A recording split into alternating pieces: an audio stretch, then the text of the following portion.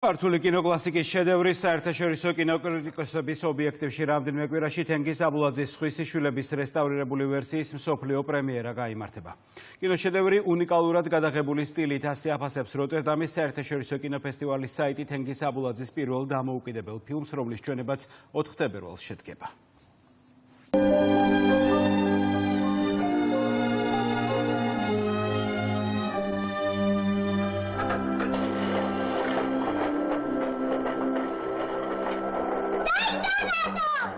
საბჭოთა გაზეთის ფურცლებზე აღმოჩენილი რეალური ამბავი ქართული კინოშედევრის საპატიო ტიტულს თითქმის 1 საუკუნეა იკავებს. „სხვის შვილებზე“ მზრუნველი, გამბედავი და ძლიერი ქალის სამაგალითო სახე საერთაშორისო კინოკრიტიკოსების ყურადღების ცენტრში მალე მოხვდება. თენგიზ აბულაძის პირველი დამოუკიდებელი ფილმის მსოფლიო პრემიერა როტერდამის კინოფესტივალზე შედგება. ქართულ კინოკლასიკას უცხოელი კინომცოდნეები აღდგენილი რესტავრირებული სახით იხილავენ.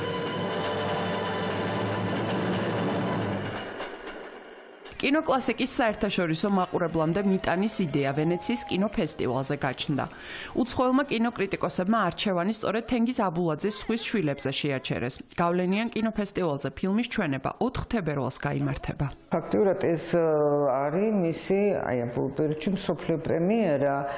ეს ფილმი არ იყო ესე გასული უცხოეთში და მე ვფიქრობ, რომ ერთ-ერთი მნიშვნელოვანი ფილმია. ეს მოხდა ვენეციის კინოფესტივალზე კინობაზრობის ფარგლებში. შევხვდით როტერდამის კინოფესტივალის პროგრამერს. მათი მხრიდან შეირჩა აბულაძის ეს ნამუშევარი. თენგიზ აბულაძის „სხვისი შვილები“ გასულ წელს რეჟისორის 100 წლის თავისადმი მიძღვნილი ღონისძიების ფარგლებში რესტავრირდა. ეროვნულმა კინოარქივმა სხვა ფილმებიც აღადგინა, თუმცა როტერდამის კინოფესტივალისთვის ყველაზე შთამბეჭდავი დეიდა ნატოს პერსონაჟი აღმოჩნდა. ქართველი მაყურებელი ყოველთვის დიდ სიამოვნებას იღებს, როცა ეკრანზე ხედავს აღდგენილ ვერსიებს. ეს 10 წლეულებია ეს ფილმები, თქვათ, არ გარესტავრირებულა. უკვე წლებია ჩვენ ეროვნული არქივი კინოცენტრიც სხვადასხვა ფესტივალზე, სხვადასხვა ევროპულ თუ ამერიკულ ქვეყანაში ვაგზავნით ჩვენს ფილმებს. ეს ფილმები აგრძელებს, ასე ვთქვათ, მეორე სიცოცხლეს.